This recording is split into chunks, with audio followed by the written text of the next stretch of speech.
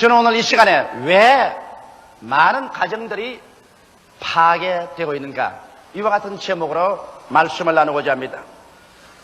우리 사회의 가장 기초적인 단위가 바로 가정입니다.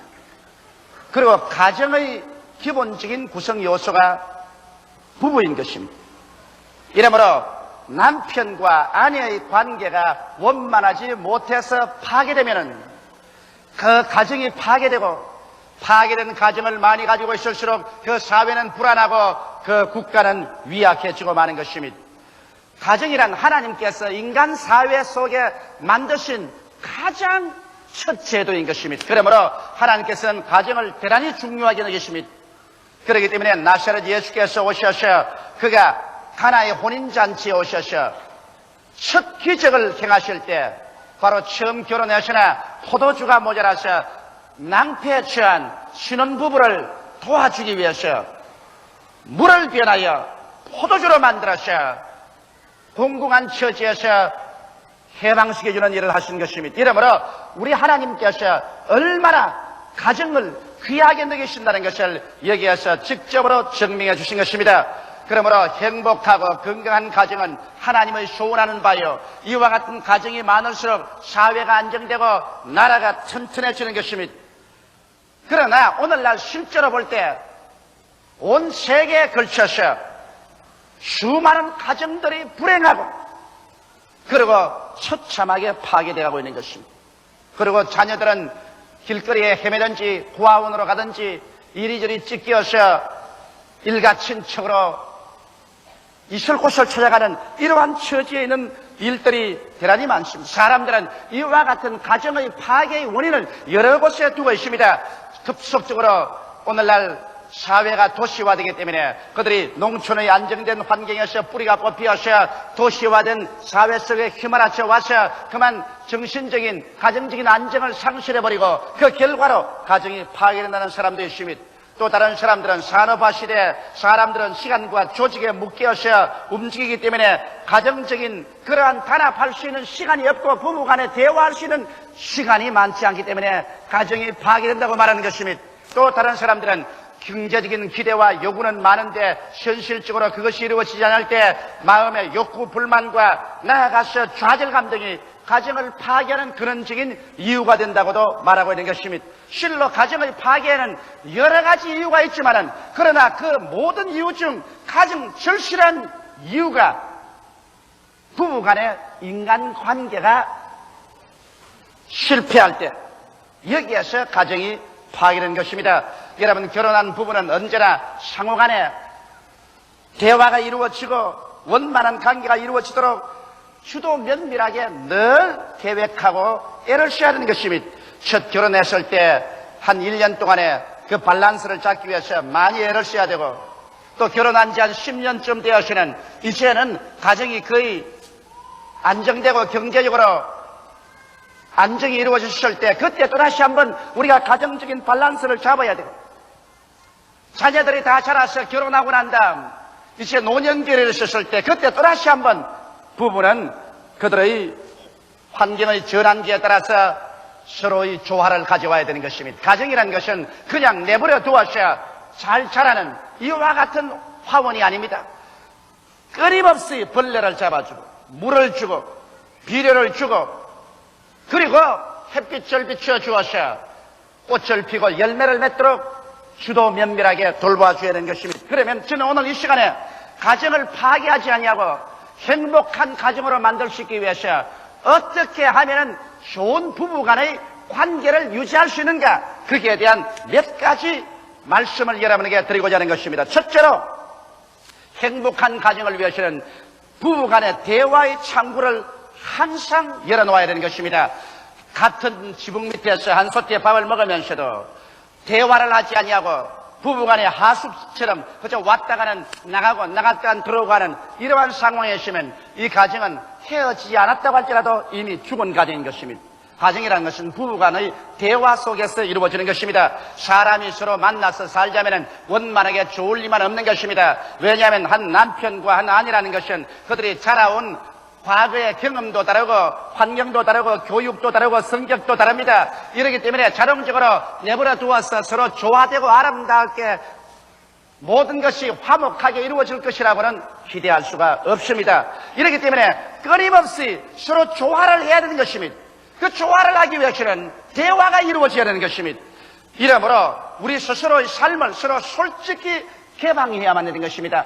자기의 생각과 자기의 마음속에 불평과 원망, 또 불만족, 이러한 것을 마음속에 감추어 놓고 이것을 자꾸 쌓아놓으면 이것이 나중에 걷잡을 수 없고 고칠 수 없는 병증이 되어버리고 마는 것입니다. 이렇기 때문에 여러분의 삶을 스스로 개방해 놓아야 되는 것입니다. 남편은 아내에게 자기의 마음과 생각을 개방해 놓고, 아내도 남편에 대해서 모든 생각을 다 개방해 놓고 난 다음에, 그래서 그들의 마음에 있는 것을 털어놓고 대화를 해야 선뿌리가 마음속에 생기지 않습니다. 이래서 잘못의 선뿌리를 다 뽑아버리고 대화를 통해서 언제나 조화와 화평을 가져오는 이런 가정을 만들어야지, 내가 좋은 일만 말하고 원망스럽고 원한에 사무친 일이라든지 이런 것이 생기면 이것은 감추어 놓는다. 그러나 그것이 감추어지나요? 얼마 전에 이것이 선뿌리가 되고 이것이 암이 되어서 가정이 파괴되어버리고 마는 것입니다. 여러분, 가정에서 남편과 아내가 취해야 될 때는 서로의 카운셀러가 되어야 된다는 것입니다.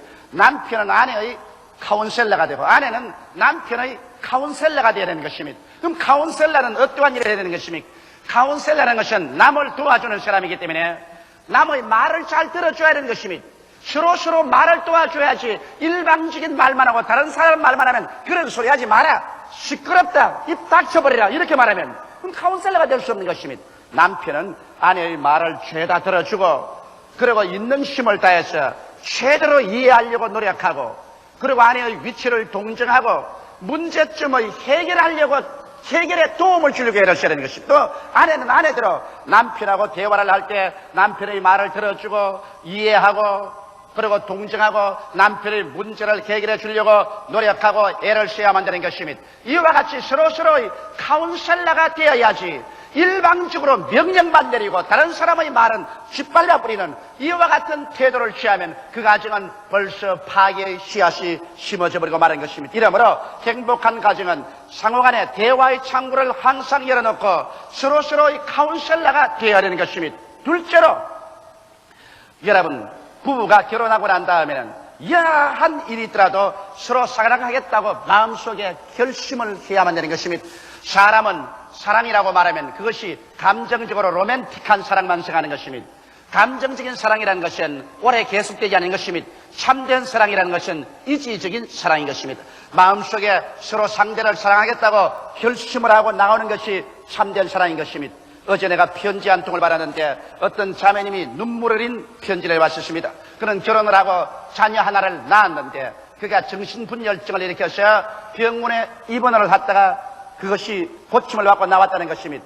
그러나 그가 정신분열증을 일으켜서 병원에 입원해 나왔다는 그 이유로 온 시집 식구들이 다 일어나고 남편조차 일어나서 가정재판소에 이혼 소송을 내놓고 난 다음 쫓아내려는 겁니다. 그런데 이 자매님은 이혼하기 싫다는 것입니다. 자기는 어린아이도 있는데 이 어린아이를 어떻게 하는 것입니다. 그래서 이혼하지 말고 살자고 간청을 해도 벌써 시집 식구들과 남편은 이혼하겠다고 결심을 하고서 재판에 걸어놓았다는 것입니다. 그 얼마나 비극적인 사회인 것입니까? 일단 사람이 결혼을 하면 이 결혼은 벌써 그 결혼 첫날부터 죽을 때까지 함께 살겠다는 운명적인 각오를 하고 결혼하는 것입니다. 이렇기 때문에 좋을 때만 받아들이고 내 나쁘고 귀찮으면 발길로 차버린다는 이러한 것은 있을 수가 없는 것입니다. 더구나 우리 기독교인들은 이혼이란 하나님의 법을 어길 뿐 아니라 여러분, 이혼이란 것은 상호간 정신적인 심각한 파괴를 가져오는 것입니다. 나는 많은 이혼한 사람들이 남녀를 불문하고 제게 와서 그 정신적인 고통에 대해서 말하는 것을 들었었습니다. 이혼할 때는 감정적으로 격해서 그들이 이혼하면 좋을 줄 알지만은 그러나 이혼을 하고 난 다음 그 뒤에 다가오는 정신적인 고독과 끊임없이 다가오는 죄책, 그 마음의 불안, 그리고 이혼의 결과로 다가오는 자녀들에 대한 충격, 이런 것은 도저히 계산할 수 없을 만한 손실을 가져오고 마는 것입니다. 이렇기 때문에 여러분, 우리는 일단 결혼하고 나면은 어떻게 되든지 서로 사랑하겠다고 마음속에 결심을 내려버리고 이혼하겠다, 헤어지겠다는 그러한 생각은 아예 없애버려야만 되는 것입니다. 배수진을 친다는 말이 있는 것입니다. 뒤로 물러가지 못하게 강이나 바다를 뒤로 두고서 싸우는 것이 배수진인 것입니다. 일단 결혼은 배수진을 치는 것입니다. 뒤로 돌아보지 않아야 되고 뒤로 돌아갈 길 다리를 다 불태워버려야 되는 것입니다. 오직 전진만 있을 따름이지 후퇴는 있을 수가 없다. 좋을 때도 함께 살고 나쁠 때도 함께 산다. 살아도 함께 살고 또 죽을 때까지 함께 노력한다. 이와 같은 정신적인 각오가 있어야 서로 안심하고 살 수 있지. 좋을 때는 서로 함께 동거동락하다가 한 파트가 나빠지면 버리고 간다. 그러면 불안해서 어떻게 같이 살 수 있겠습니까? 이러므로 행복한 부부관계, 행복한 가정생활인 것은 한 번 결혼하고 난 다음에는 그 다음 다시 뒤를 돌아보지 않는다는 각오가 있어야 되는 것입니다. 예수님께서도 잔기를 들고 뒤를 돌아보는 자는 천국에 합당하지 않다고 말한 것입니다.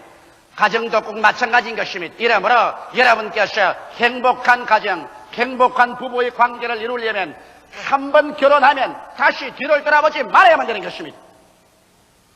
저는 하도 결혼 주례식을 많이 하기 때문에 결혼 주례할 때마다 형형색색의 남편과 아내들을 바라봅니다. 내가 생각하기에는 이 사람들은 행복하게 보인다. 이 사람들은 문제가 있겠다. 이 사람들은 장차 많이 싸우겠다. 이 사람은 내 주장이겠다. 이 사람은 남자가 주장을 하겠다. 대개 이제 보면 알게 되는 것입니다. 그런데 저는 요사이 내 생각을 해봅니다. 조용기, 네가 총각으로 돌아가셔 다시 결혼을 한다면 어떤 여자하고 결혼하겠는가? 내가 곰곰이 생각해 봤습니다. 그 결과 대답이 나왔습니다. 내가 총각으로 돌아가서 다시 결혼한다면 현재에 있는 내 아내 김성희하고 결혼을 하겠다.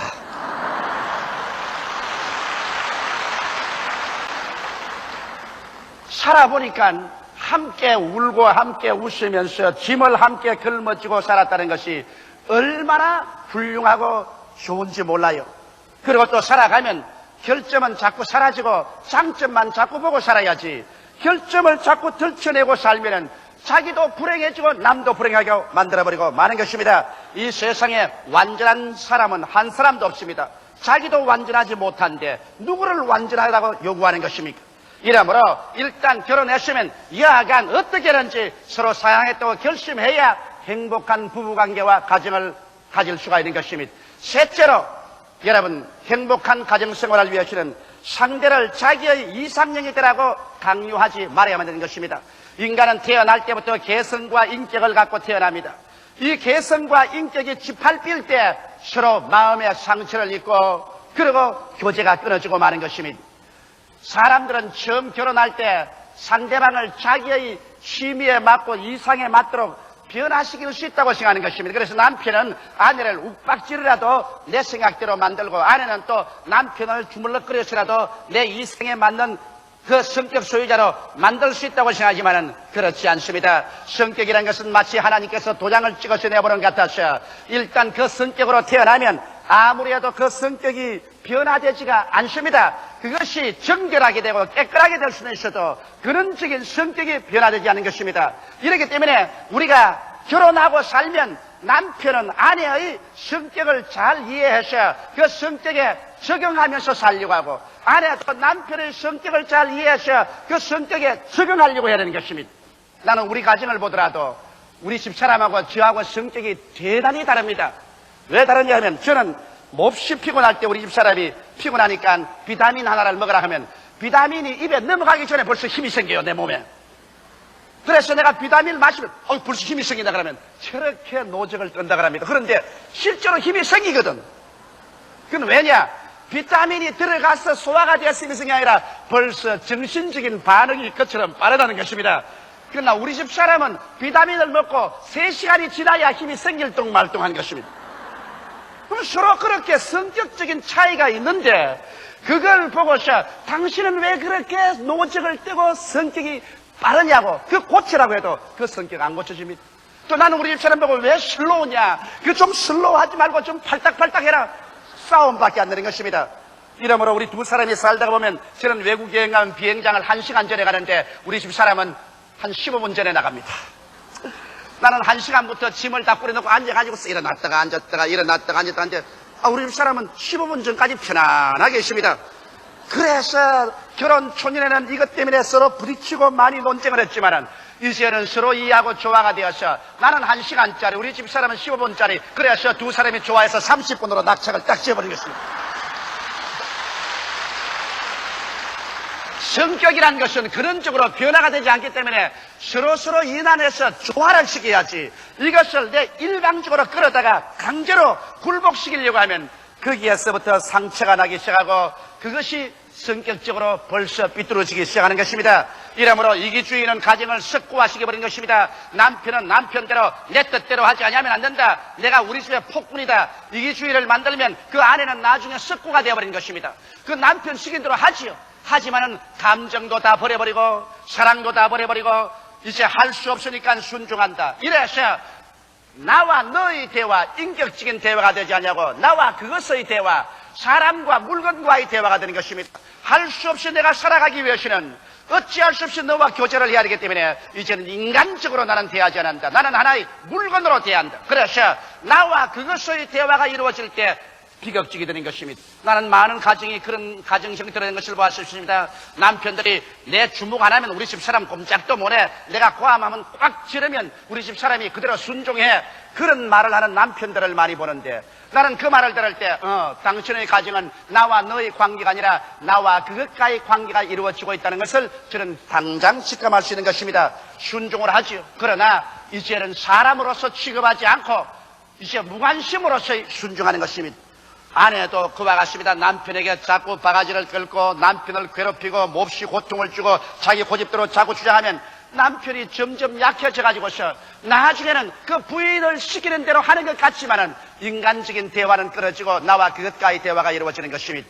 남편이라는 것은 결혼 초년에는 상당히 강하지만은 실제로 자식을 낳고 살아가면 점점 약해지는 것입니다. 부인은 처음에는 어린 양같이 되어서 시집으로 오나 자식을 낳고 세월이 지나갈수록 점점 호랑이가 되어가는 것입니다. 이러기 때문에 실제로 남편이 굉장히 강한 것 같아도 나중에 지나고 나면 굉장히 약해지는 것입니다.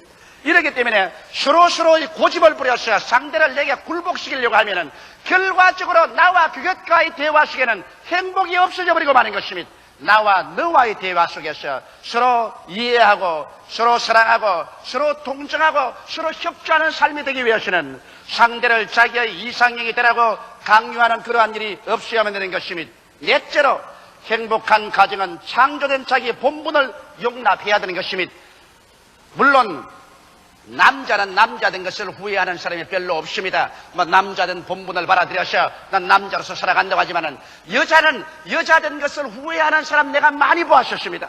신앙 상담에 와서 저게 목사님 내가 어쩌다가 여자가 돼가지고서 이렇게 왜 괴롭습니까? 탄식하는데 이것은 아무리 탄식해도 소용이 없습니다. 왜냐하면 창조주 여호와 하나님께서 남자는 남자로 만들어 놓으시고 여자는 여자로 만들어 놓았기 때문에 남자는 남자로서의 자기의 본분을 감사하게 받아들이고 자기 임무와 책임을 다할 것이고 여자는 여자로서의 자기의 본분을 받아들이고 임무와 책임을 다할 줄 알아야만 되는 것입니다.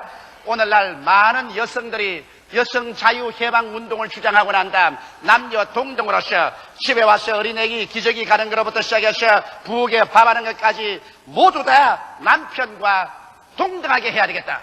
이래서 그 권리를 주장하고 나와서 가정이 묵사발이 되는 사람들이 많이 있습니다. 이와 같이 하지 말고 창조된 자기의 본분을 용납해서 남편은 남편이 할 일이 있고 아내는 아내의 할 일이 있는 것입니다. 그 본분에 감사하고 그게 만족해서 살 때 서로 조화가 되고 잘 살아가지는 것입니다. 해는 해로서의 할 일이 있고 달은 달로서의 할 일이 있는 것입니다. 남자로서 할 일이 있고 여자로서 할 일이 있는 것입니다. 아버지의 일이 있고 어머니의 일이 있는 것입니다. 서로 본분을 가지고서 그것을 만족하고 감사하게 받아들이고 살 때 행복하고 조화된 부부관계가 이루어지고 가정이 이루어지는 것입니다. 다섯째로 여러분 행복하고 조화된 가정이 이루어지려면 함께 영적으로 지적으로 성장해야만 되는 것입니다. 저는 많은 안밸런스가 맺어진 가정들을 봅니다. 남편은 대단히 유식한데 부인은 굉장히 무식한 사람인 것입니다. 남편은 신앙이 아주 없는데 부인만 신앙이 아주 좋은 사람이십니다. 이렇게 해서 안밸런스가 되면 이것이 가정에 또다시 하나의 구열이 되는 요소가 되는 것입니다. 처음 결혼할 때는 서로 다 처지와 신분이 맞도록 결혼을 했는데 남편은 세상에 나가서 활동을 하려니까 많이 이야기도 듣고 또 공부도 하고 경험도 많이 했어요. 그만 남편은 지적으로나 경험적으로 굉장히 상승해버렸는데 부인은 그냥 결혼했으니까 이제 남편이 끝까지 나를 사랑해 주겠지 생각하고 난 다음 집에서 발전을 합니다. 책도 읽지 아니하고 공부도 아니하고 자기 인격적인 개발도 아니하고 그들이기 때문에 한 10년이 지나고 나면 남편은 그 수준이 이만큼 높아지고 부인은 결혼할 때 그대로 있습니다. 그래서 서로 대화가 안 됩니다. 이래서 남편이 아이고 저를 사러 데리고 사느니 목닭을 데리고 살지요. 그런데 점점 남편하고 수준이 맞는 그러한 여성들이 세상에 많이 나타나서 유혹을 해요. 그러니까 남편들이 그만 내 집사람은 저것은 아무것도 모르고 무식하고 현대 모든 사주를 모르니까 지하고 살 수가 없다. 그래서 결국에 가서 가정이 구열되고 마는 것입니다. 이렇기 때문에 여성 여러분은 일단 결혼했으면 나는 자식이나 낳고 집에서 빨래나 하고 집안일이나 돌보고 가정 구석에 처박혀 있으면 됐지. 이로써 마지막이라고 생각하면 큰일 납니다. 남편은 시시각각으로 사회에서 자꾸만 자기 스스로를 개발하고 발전시킵니다. 그렇지 않으면 생존 경쟁에 살아갈 수 없기 때문인 것입니다. 이러므로 여성들도 끊임없이 자기 개발, 자기 향상을 도모해야만 되는 것입니다. 이래서 자기도 남편과 지적 수준이 같도록 점점 공부도 하고 연구를 해서 남편과 일평생 대화가 될 수 있어야지.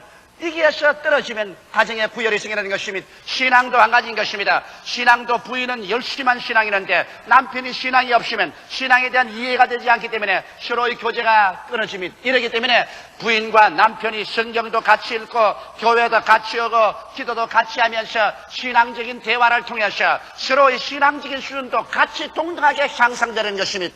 여러분, 동료가 동료를 이끕니다. 까마귀는 까마귀끼리 모이고 참새는 참새끼리 모이는 것입니다. 까치는 까치끼리 모이고 오리는 오리끼리 모이는 것입니다.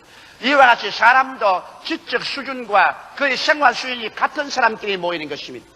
이런데 너무 많은 가정이 남편과 아내의 지적이고 영적인 수준이 현격한 차이가 있어서 서로 도저히 동료가 되지 못하고 친구가 될 수 없으며 대화가 이루어지지 않습니다. 이러므로 말미암아 서로 모여 앉아도 밥이나 같이 먹고 잠이나 같이 다시 그 이후에는 입을 열어봤자 할 말이 없습니다. 이러기 때문에 서로 대화가 안 되고 심심하고 그러니까 남편은 남편대로 자기의 세계를 찾아가고 부인은 부인대로 자기의 세계를 찾아가고 그래서 가정은 하숙집이 되어버리고 그것이 오래 계속되면 가정이 파탄되어버리고 마는 것입니다. 이러므로 끊임없이 자기 연마와 수련을 통해서 남편과 아내가 같은 동등한 수준으로서 영적으로나 지적으로 성장할 수 있도록 여러분이 항상 노력하고 도모해야만 되는 것입니다. 여섯째로 행복하고 조화된 가정을 가지기 위해서는 인간적인 감정을 서로 이해해야 되는 것입니다. 사람은 감정적인 존재입니다. 인간이 이성적인 존재라고 하지만 이성은 감정의 뒤에 따라옵니다. 먼저 감정이 폭발하고 난 다음 이성은 뒤에 따라와서 해석을 하는 것입니다. 이렇기 때문에 부부간에 같이 살려면 상대적인 감정을 예리하게 살펴줘야 됩니다. 여러분, 남편은 아내의 감정을 예리하게 살펴야 되고 또 아내도 남편의 감정을 예리하게 살펴야 되는 것입니다. 친할수록 서로 존경하는 말인 것입니다. 친하다고 막말을 해제끼면 그로서 깊은 상처와 파괴가 오는 것입니다. 남편과 아내만큼 친한 자가 어디 있는 것입니까? 그런 이상 남편과 아내는 서로의 감정을 이해하고 보살피기에 굉장한 힘을 써야 되는 것입니다. 그렇지 않고 그냥 자기 말 나온 대로 해버리면 큰일 나는 것입니다. 예를 들어 말하면 남편이 기분이 나쁘다고 아내의 과거의 약점을 들어가지고서 그대로 자꾸 치면 파괴되어버린 것입니다. 또 아내도 남편의 약점을 들어가지고 당신이 이렇게 해서 잘못했잖느냐, 그러니 당신 잘난 것이 뭐냐 감정을 쳐버리면 그 남편은 스스로의 마음속에 파괴됩니다. 사람이란 굉장히 섬세한 감정적인 존재인 것입니다. 이러므로 될 수만 있으면 그 인격적인 감정에 상처 입은 것에 손을 대지 말아야 되는 것입니다. 상처 입은 사람을 보고 상처 입었다고 해서 아픈 데를 자고 손으로 누르면 그 굉장히 아픈 것입니다. 이러기 때문에 감정을 서로 이해해서 상대방의 감정에 상처를 입히지 말아야 되는 것입니다. 그리고 또 혹시 상처를 입혔을 때는 용서를 빌고 또 용서해야 되는 것입니다. 서로 남편과 아내 간에 내가 잘못했습니다, 이 말 한마디 못해서 파괴되는 가정이 많습니다. 남편이 아내에게 내가 그래도 남편인데 내가 너에게 잘못했다고 말을 해? 또 아내는 아내대로 내가 무엇 때문에 그 사람에게 잘못했다고 내가 해? 나도 인격자인데. 그래서 잘못했다는 말 한마디 하나로 말미암아 파괴된 감정을 고치지 못하고 이것이 영영 돌이킬 수 없는 파탄에 이럴 때가 있는 것입니다. 이러므로 여러분께서 잘못했다고 생각할 때 또 서로 내가 잘못했지 않았다고 할지라도 이것으로 말미암아 상대의 감정을 고치기 위해서는 잘못했다는 말 한마디가 그렇게 어려울 것이 없습니다. 그러므로 내가 잘못했어요, 내가 잘못했네, 용서해 주세요, 용서해 주게, 이와 같은 말이 즉시로 그 깊은 상처를 고치고 다시 화목을 가져올 수 있는 좋은 치료제가 될 수 있는 것입니다. 이러므로 가정 부부의 관계는 하나의 예술 작품입니다. 법적인 묶임이라고 생각하면 안 되는 것입니다. 아름다운 예술 작품인 것입니다. 여기에 성가대원들과 오케스트라가 아름다운 찬양을 불렀는데 이거 예술 작품으로서의 조화와 질서를 잡지 않았으면 이런 아름다운 음악이 안 됩니다. 부부 관계도 그와 같은 것입니다. 그대로 결혼했으니 그대로 내버려 두면 생활이 된다고 생각하면 거대한 오해인 것입니다. 이것은 하나의 예술 작품으로서 끊임없는 관심과 관찰과 예술적인 노력이 아니고는 우연한 성공이란 절대로 오지 않고 우연한 축복이라는 것도 오지 않은 것입니다. 가정이 불행하면 삶의 기쁨이 다 사라지고 삶의 이욕도 사라지는 것입니다. 그래서 모든 일에 낭피하고 마는 것입니다. 그러나 가정이 행복하면 삶의 이욕이 충천하고 살아가는 일에 행복이 넘치는 것입니다. 우리들은 하나님께로부터 받은 가정을 아름답게 성장시키어 수려한 예술 작품으로 하나님께 바쳐야 될 의무가 있습니다. 가정은 부부 그 어느 한편의 노력만으로도 안 됩니다. 두 사람이 함께 노력해야 되는 것입니다. 다 같이 고개 숙여 기도드리겠습니다. 사랑이 많으시고 거룩하신 우리 아버지 하나님, 우리는 다 가정의 산물이고 또 우리는 가정을 가졌든지 또 지금 가지고 있든지 장차 가지든지 할 사람들입니다.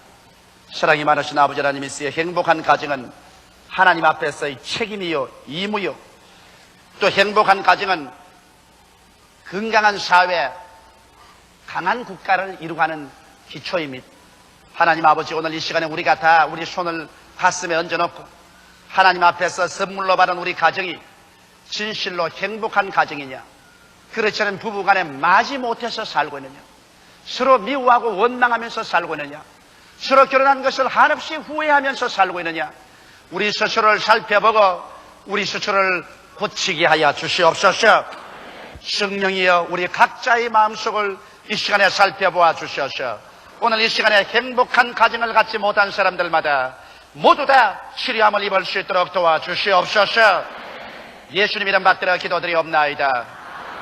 아멘.